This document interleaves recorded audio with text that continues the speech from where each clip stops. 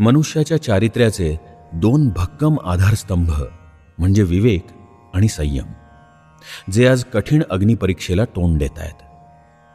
माणसाला एखाद्या गोष्टीकडे आकर्षित करण्याचा सर्वात सोपा उपाय म्हणजे त्याची कामवासना उद्दीपित करणं.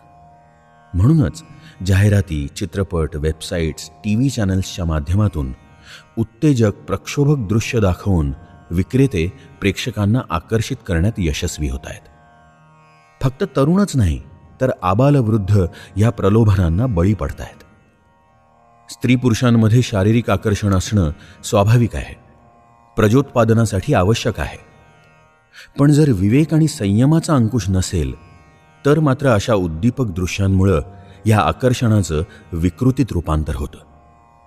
परिणाम 2 वर्ष किंवा 6 महिन्यांच्या मुग्ध कळ्यासुद्धा अशा नराधामांच्या पाशवी वासनेला बळी पडतात. आध्यात्मिक राहू दे, कमीत कमी माणुसकीच्या पातळीपर्यंत तरी वर येण्यासाठी या वासनेला लगाम घालणं अनिवार्य आहे. या श्लोकात शंकराचार्य उपाय सांगतात. जेव्हा जेव्हा वासना प्रबळ होण्याची शक्यता आहे तेव्हा तेव्हा मनाला सांगत राहायचं की जे शारीरिक अवयव बघून मन उद्दीपित होतं ते फक्त नाशिवंत चरबी आणि मांस आहे.